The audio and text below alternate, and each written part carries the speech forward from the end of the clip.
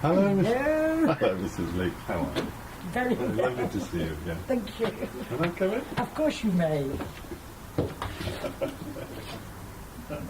Thank you very much for hosting us welcome. and offering to share your memories with us of Coventry Prep School and John Phipps. I have some pre-prepared questions here for you, which are going to cover the history of the school from when you started to kind of when you ended, and as I say, we'd love you to share your memories and your feelings of the school at that time. Okay. So first of all, the first question I'd like to ask is, how did you find out about the prep school position, and how did you come to be at the school? I saw an advertisement in the Coventry Evening Telegraph for a teacher of geography at the prep school. As Stuart was of an age to go to nursery then, that's my son, he was needing to go to nursery to mix with other children because he was the only child. Then I thought, well, I can look for something to do, you see, and I saw this advertisement in the paper and I decided to apply. I went along on a Tuesday after school, pouring with rain it was, and I came in, and the first boy who opened the door to me said, "Can I help you?" which I thought was a lovely way to start, and I asked if he could tell me where the headmaster was, and he said, "I will show you." And he took me upstairs and he showed me where the headmaster's study was, and it was the attitude of the children that I noticed most first of all. I thought, well, how nice.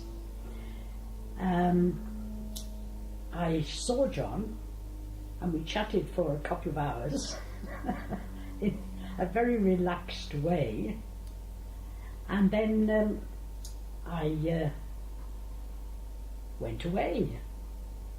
He had told me that he'd interviewed 4 men and that he had another chap coming down from Manchester for an interview, but unfortunately he'd been delayed because of snow, and so he couldn't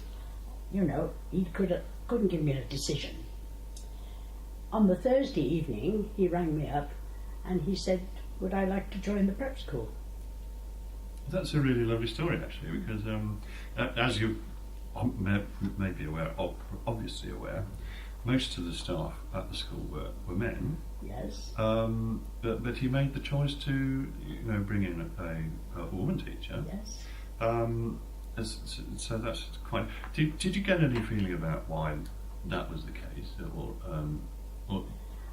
I think John had a great ability to judge people, and he could judge the feeling of loyalty that would be there more than anything. Plus, I had a farming background, which John was always interested in that side of things as well, you see. So I think we had a lot to talk about, and perhaps I came across in a relaxed way that I would be interested in doing the job. Were you familiar with a private school environment, and what were your first impressions of the school? And John, I think you've already covered that, actually. That's yes. a lovely little anecdote you said that. Had you taught at a private school before? No, not at all. And in fact, the private sector was something completely unknown to me. I taught in county secondary schools before in Herefordshire and Worcestershire, local education schools, and then when I came to Leicester, I went to Atherstone Grammar School and taught there.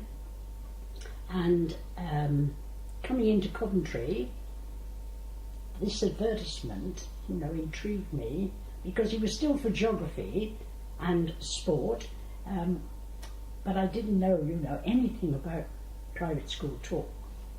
So, as I say, the good manners that came across straight away as soon as I arrived did endear me to the idea of private education. Mm-hmm. Coventry was, and still is, quite an industrial town with some history of class conflict. Did you feel the prep school belonged there, or was it a little besieged, or in some way feel a bit anachronistic? I personally didn't have, any sort of ill feeling towards me as a teacher at the school.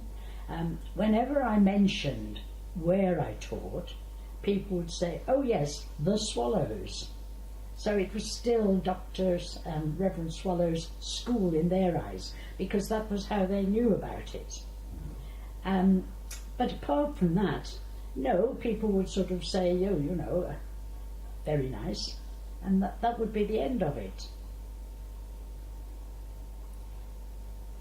John was quite strict with the boys, and certainly I was on the wrong end of some of his disciplinary activities quite often. But in private, I found him more humorous and light-hearted. How was he with the staff? He was exceptionally supportive of the staff.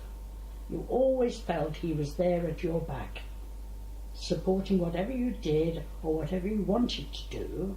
He would weigh it up, he would sort of envisage what would come out of it, and then he would support the staff. Yes, he was very different on a relaxed occasion. When we had stuffed parties at Christmas, everybody would gather, and there would be very good entertainment. I remember he and Martin turning up to carve the joints in aprons which had underwear printed on the top. But no, he was very likeable and easy to get on with. And the other treat that we had was when they later developed the school and it had its own kitchen and so forth. He had a sitting room come kitchen at the back of the school, and he used to make pancakes. Every Shrove Tuesday we had pancakes, and everybody would gather there and have these pancakes, and it was great fun. Yes. That's lovely. That is. I mean, it's been said that he was quite sort of, in some ways, inspirational as a kind of a leader or a manager. Would you agree with that? Certainly.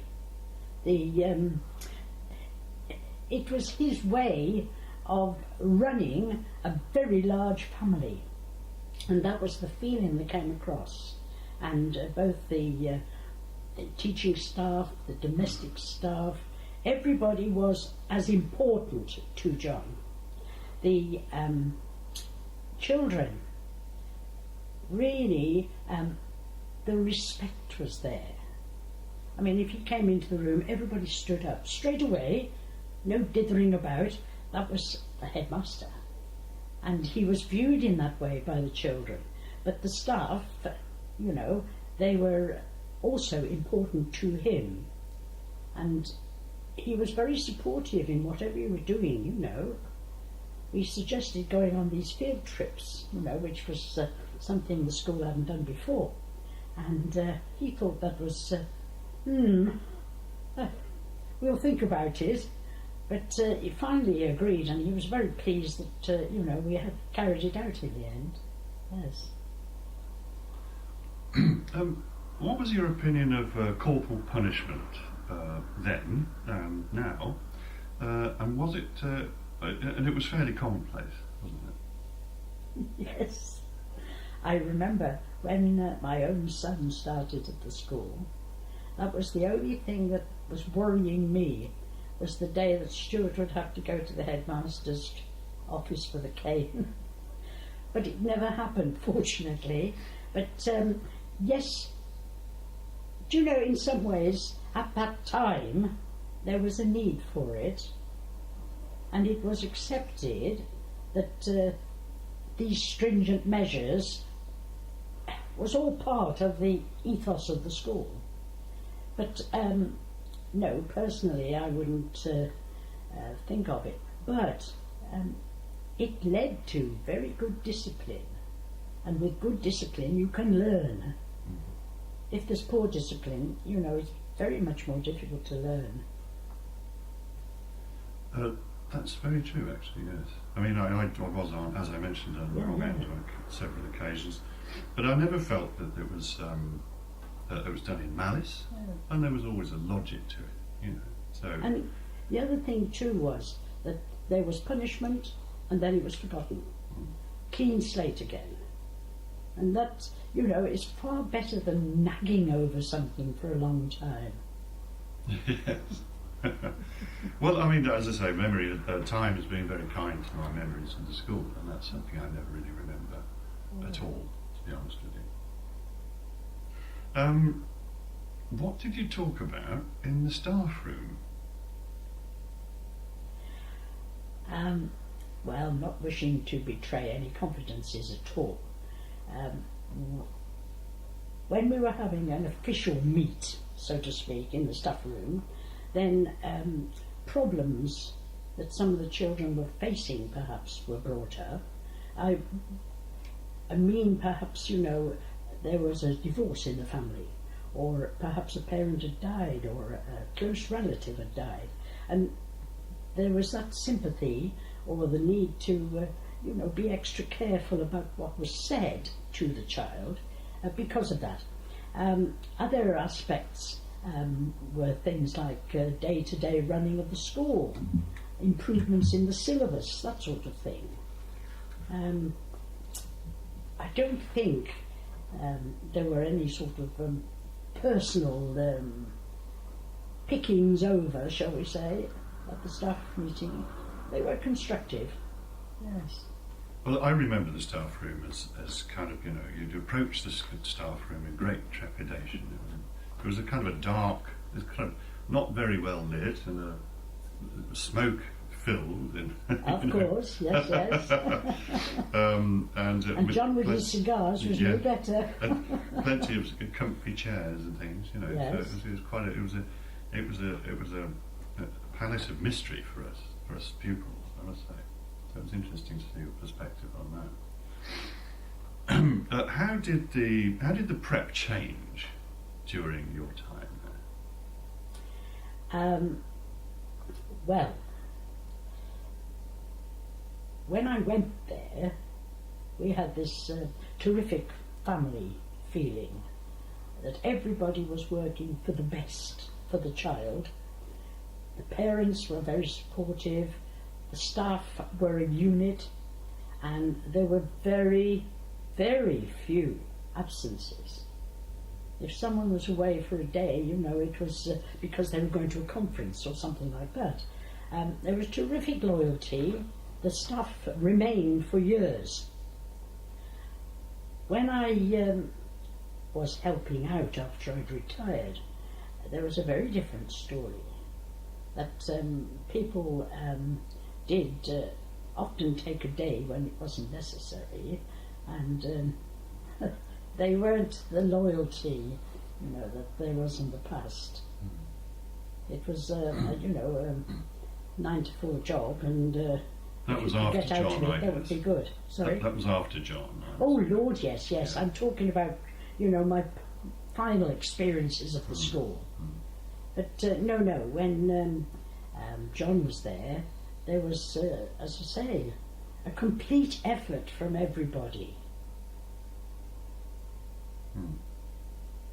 Of course, the time that you were there during the 70s and 80s, and of course you went into the 90s as well, the world changed massively. I mean, it's almost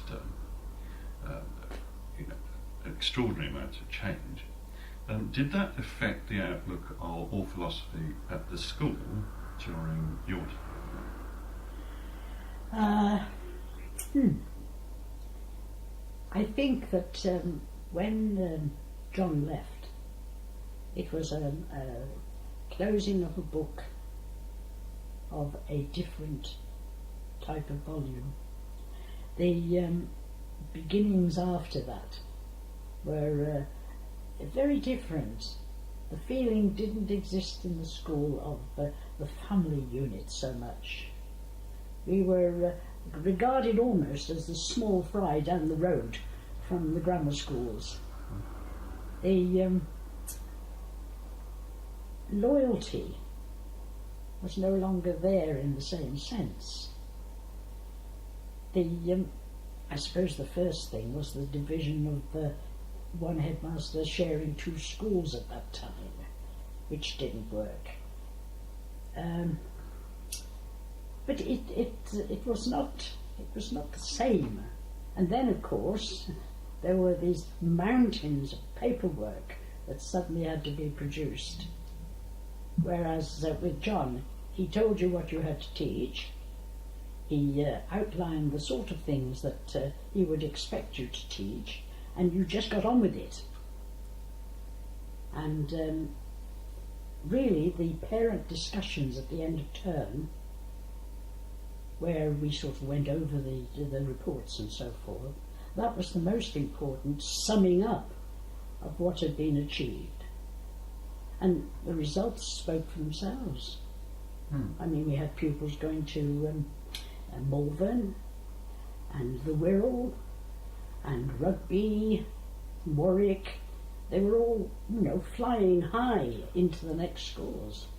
So in your opinion then, academically, the school achieved a great deal. And in terms of actually preparing a boy for, moving on to the older schools, Yeah. You would say that the system that was adopted by John was overall highly successful. It was very successful because not only on the academic side, but on the sports side as well, there was a terrifically rounded personality produced because they were comfortable in the school and the boys wanted to do well.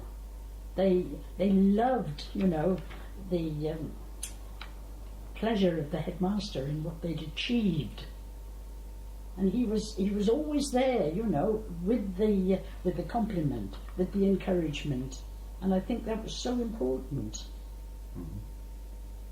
You'd say he was would you describe him as a very dedicated man in that sense? Was certainly dedicated. I think the school was his life.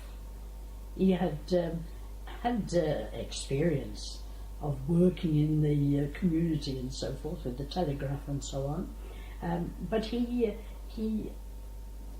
had the desire to produce and carry on with something that would be very notable in its way. He had been entrusted with the school from Mr. Sykes on the advice of Reverend Swallow, and they thought John would do the job, and indeed he did. Yes. What was the most satisfying part of your job? What did you find in the school that was most satisfactory to you? Being part of the school. It was a privilege to work there because you felt secure in your own ability, because from behind you the headmaster would encourage, he would help, he would suggest, but he was never domineering. It was more sort of friendly advice and friendly support, and I think that was the most important thing, was that you were part of a team and you were appreciated for being an essential part of that team. So as a man manager then, how would you rate John? Very highly. No, a very, very pleasant personality who did an exceptionally good job. Because he had created this very special jewel of an establishment and kept it running, even, when there were greater financial difficulties later, he kept it running smoothly.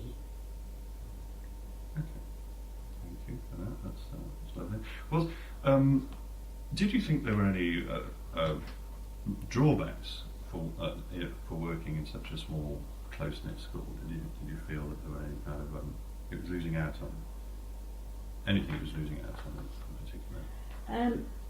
I think the problems, when finances were getting shorter, there was the sort of worry that you were going through to support John, because we all sort of wanted him to do the best for himself, for his future life, as well as for the school.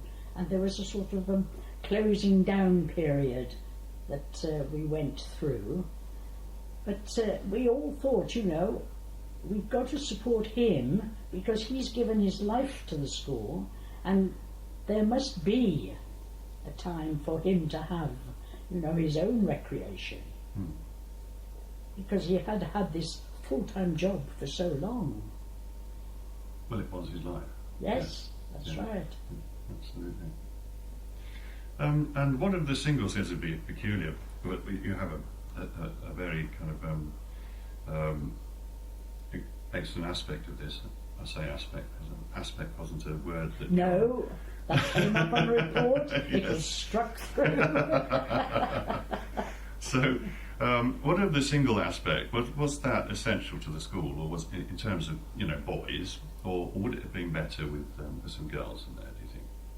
Well, now, you see, the interesting thing there is that during the time I was at the school, girls were introduced. And the first year we had 4 girls, and they were taught as a separate group. Now, when it came to PE lessons, and I took the girls for their lessons, it was very difficult to find something that you could entertain 4 girls with.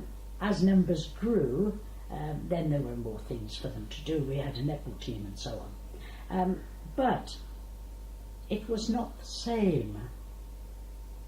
I mean, when I went there as geography teacher and a sports interest, so we say. And I used to go out and teach athletics and help with the football and the rugger and what have you. When it came to switching over to the girls, there wasn't the same camaraderie, shall we say, among the girls. They were very lost in the numbers, and it wasn't the same. I mean, I was brought up with brothers. My brothers had sons, only 1 daughter out of 8, and I'd always experienced a lot more with boys. So I was very comfortable with boys and teaching boys and boys' sports and so on. And it was very strange to swap over to girls, but it didn't seem the same. It meant a lot of changes. Did you go on to do anything after that yourself, or you mentioned, I think you retired? Yes, I retired, and almost immediately, I retired in the summer, and almost immediately in the October, I think it was, the prep school rang me up and asked if I would go on a field trip, because the person who was going to take the field trip had developed a tumour on the liver and couldn't go, you see. So I said, well, yes, of course I'll come and do it. Well, then next time, the phone would ring and they'd say, could you give us a warning, we've got someone away. And so there was a period of time when I was still going in and out of prep, doing odd bits, so to speak. So I hadn't completely split, but it wasn't the same as before, Yeah. Well, how does it all appear now to you, looking back on it, after the passing of time? I think I was extremely lucky to be accepted at that interview, to have lived through the best of the prep, really the best of the prep. And I suppose I was very thankful that I'd met, John Phipps and the staff at the school and the boys too. And the parents, you know, were so behind the school. It was grand, you know. It was a really very, very good time. Very exceptional part of my life. Well, actually, when I look back myself, I share those sentiments entirely. I feel very lucky and privileged to have been part of it. Yes. Trixie Leech, thank you very much indeed for your time and for sharing memories. You're welcome.